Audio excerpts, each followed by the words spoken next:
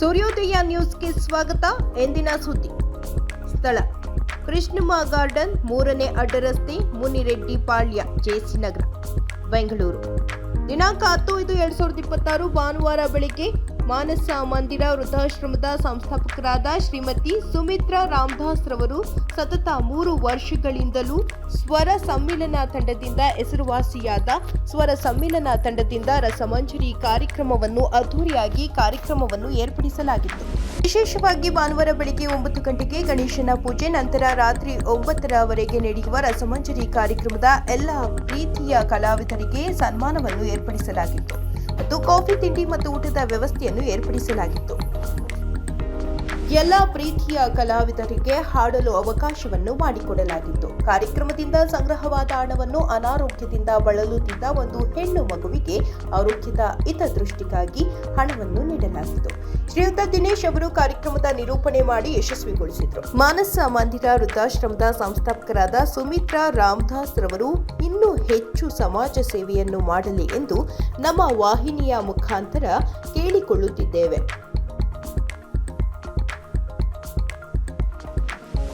Hi, hello, ನಮಸ್ತೆ ವೀಕ್ಷಕರೇ. ನಾವು ಇಂದಿದ್ದೀವಿ ಸ್ವರ ಸಮ್ಮಿಲನ ಕಾರ್ಯಕ್ರಮದಲ್ಲಿ. ಈ ಕಾರ್ಯಕ್ರಮದಲ್ಲಿ ಒಂದು ನೊಂದ ಮಗುವಿಗೆ ಅನಾರೋಗ್ಯದ ಕಾರಣದಿಂದಾಗಿ ಅದನ್ನು ಮಾನಸ ಮಂದಿರ ಟ್ರಸ್ಟ್ ವತಿಯಿಂದ ಆ ಮಗುಗೆ ಹೆಲ್ಪ್ ಮಾಡ್ತಿದ್ದಾರೆ. ಯಾವ ರೀತಿ ಇದು ನಡೆಸ್ಕೊಂಡು ಬಂದಿದ್ದಾರೆ ಮೇಡಮು, ಯಾವ ರೀತಿ ಆ ಮಗುಗೆ ಹೆಲ್ಪ್ ಮಾಡ್ತಾ ಇದ್ದಾರೆ, ಆ ಮಗುಗೆ ಅಂತಲ್ಲ ತುಂಬ ಜನ ರೈತರಿಗೆ ಆರೋಗ್ಯದಲ್ಲಿ ತೊಂದರೆ ಇರೋರಿಗೆ ಎಲ್ಲರಿಗೂ ಸಹಾಯ ಮಾಡ್ತಿದ್ದಾರೆ. ಕೇಳೋಣ ಬನ್ನಿ. ಈ ಒಂದು ಕಾರ್ಯಕ್ರಮಕ್ಕೆ ಬಂದಂಥ ನಿಮ್ಮೆಲ್ಲರಿಗೂ ನಮ್ಮ ಸ್ವರ ಸಮ್ಮೇಳನ ವತಿಯಿಂದ, ಸುಮಿತ್ರಾ ರಾಮದಾಸ್ ಅವರ ವತಿಯಿಂದ ಧನ್ಯವಾದಗಳು ತಿಳಿಸ್ತಾ ಇದ್ದೀನಿ. ಬಂಧುಗಳೇ, ಈ ಚಿಕ್ಕ ವಯಸ್ಸಲ್ಲಿ ಒಂದು ಅನಾಥಾಶ್ರಮ, ವೃದ್ಧಾಶ್ರಮ ಅಂಥೇಳಿ ಮಾನಸ ಮಂದಿರ ಅಂತ ಒಂದು ಸಂಸ್ಥೆಯನ್ನು ಮಾಡಿ ಹಲವಾರು ಜನರಿಗೆ ಒಳ್ಳೇದು ಮಾಡಿದ್ದಾರೆ. ಇದೇ ಸ್ವರ ಸಮ್ಮೇಳನ ಒಂದು ಸಂಸ್ಥೆಯನ್ನು ನಿರ್ಮಿಸಿ ಬಡವರಿಗೆ ಉಚಿತ ಸಾಮೂಹಿಕ ವಿವಾಹಗಳನ್ನು ಮಾಡಿದ್ದಾರೆ. ಕೆಲವರಿಗೆ ಮೆಡಿಸಿನ್ಸ್ ಕೊಡಿಸಿದ್ದಾರೆ. ಕೋವಿಡಲ್ಲಿ ಊಟ ಇಲ್ದವ್ರಿಗೆ ಊಟ ಹಾಕಿದ್ದಾರೆ. ಭಾಳ ಶ್ರಮಪಟ್ಟವರು. ಪೊಲೀಸಿಂದ ಪರ್ಮಿಷನ್ ತೊಗೋಬೇಕು, ಎಲ್ಲರಿಗೂ ಹಂಚಬೇಕು, ಮಾಡಬೇಕಂದ್ರೆ ನೈಟ್ಗೆ 1-2 ಗಂಟೆಗೆ ಮನೆಗೆ ಹೋಗ್ತಿದ್ರು. ಬೆಳಗ್ಗೆ 5 ಗಂಟೆಗೆ ಎದ್ದು ಬರ್ತಾಯಿದ್ರು ಸೇವೆ ಸಲ್ಲಿಸ್ಬೇಕಂತ. ಇಲ್ಲಿ ಯಾವುದೇ ಉದ್ದೇಶ ಇಲ್ಲ. ಒಂದು ರಾಜಕಾರಣಿ ಆಗಬೇಕು ಅನ್ನೋ ಉದ್ದೇಶ ಅಲ್ಲ, ಒಂದು ಕೌನ್ಸಿಲರ್ ಆಗಬೇಕು, MLA ಆಗಬೇಕು ಅಂತ ಉದ್ದೇಶ ಅಲ್ಲ. ಒಳ್ಳೆ ಮನಸ್ಸು ಭಗವಂತ ಕೊಟ್ಟಿದ್ದಾನೆ, ಅದನ್ನು ಎಲ್ರಿಗೂ ಮಾಡೋಣ ಅಂತ. ಯಾಕಂದರೆ ಭಾಳ ಕೆಳಮಟ್ಟದಿಂದ ಬಂದವರು. ಈಗ ಒಳ್ಳೆಯದನ್ನು ಮಾಡೋಣ ಅಂಥೇಳಿ ಅದು ಸಂಗೀತ ಮೂಲಕ ಎಲ್ರಿಗೂ ಮಾಡೋಣ ಅಂಥೇಳಿ ಇದು ಸ್ವರ ಸಮ್ಮೇಳನ ಅಂತ ಒಂದು ಸಂಸ್ಥೆನ ಮಾಡಿ ಎಲ್ರಿಗೂ ಒಳ್ಳೇದು ಮಾಡ್ತಿರುವ ಈ ಪುಟ್ಟ ಬಾಲಕಿ ಸುಮಿತ್ರಾ ರಾಮದಾಸ್ ಅಂತ ಇವರ ಹೆಸರು. ಅವ್ರಿಗೆ ಬೆನ್ನೆಲುಬಾಗಿದ್ದು ಎಲ್ಲ ಕೆಲಸಗಳನ್ನ ನಿರ್ವಹಿಸಿ ಅವ್ರಿಗೆ ಧೈರ್ಯ ತಂದದ್ದು ಶ್ರೀಯುತ ಐವರ್ ಸತೀಶ್ ಅಂತೇಳಿ, ಕೋಲಾರ ಐವರ್ ಸತೀಶ್ ಅಂತೇಳಿ. ಬೆಂಗಳೂರಲ್ಲಿ ಕರೋಕೆ ಕಾರ್ಯಕ್ರಮ ಮಾಡೋಕ್ಕೆ ಮುಖ್ಯ ಕಾರ್ಯಕರ್ತರು ನಮ್ಮ ಐವರ್ ಸತೀಶ್ ಅವರು. ಈ ಒಂದು ದಾರಿ ಯಾರಿಗೂ ಗೊತ್ತಿರಲಿಲ್ಲ, ಆ ದಾರಿ ತೋರಿಸ್ಕೊಟ್ಟವರು ನಮ್ಮ ಐವರ್ ಸತೀಶ್ ಅವರು. ಅದೇ ರೀತಿ ಈ ವೇದಿಕೆ ಮೇಲೆ ನಿಂತಿರುವ ಕುಂತಿರೋರು ಎಲ್ಲ ಗಾನಕೋಗಿಗಳು, ಅಂದರೆ ಹಾಡೋದು ಒಂದು ಒಳ್ಳೆ ತೊರಫೆ. ಅದು ಯಾವುದೇ ರೋಗಾಣುಗಳು ಅಂಟಲ್ಲ, ಕಲಾವಿದರಿಗೆ ಯಾವುದೋ ರೋಗಾಣುಗಳು ಅಂಟಲ್ಲ. ಅದು ಪ್ರಾಕ್ಟೀಸ್ ಮಾಡಿ ಒಳ್ಳೆ ಹಾಡುಗಳು ಹಾಡ್ತಿದ್ರೆ ನೀವು ದುಡ್ಡು ಕೊಟ್ಟು ಹಾಡ್ತಿರೋದು ಇಲ್ಲ. ಈ ಒಂದು ವೇದಿಕೆಯಲ್ಲಿ ಹಾಡ್ತಿದ್ರೆ ನಿಮಗೆ ಕೋಟಿ ರೂಪಾಯಿ ಬಂದಂತಾಗಿರುತ್ತೆ. ಆ ಒಂದು ಖುಷಿ, ಆ ಒಂದು ಸಂತೋಷ ಯಾರಿಗೂ ಸಿಕ್ಕಲ್ಲ, ಯಾವುದ್ರಲ್ಲೂ ಸಿಕ್ಕಲ್ಲ. ಒಂದು ಪಿಕ್ಚರ್ ನೋಡಿಬಿಟ್ರೆ ಒಂದು 3 ಅವರ್ ನೋಡ್ಬಿಟ್ಟು ಬಂದ್ಬಿಡ್ತೀರಿ ಅಷ್ಟೇ.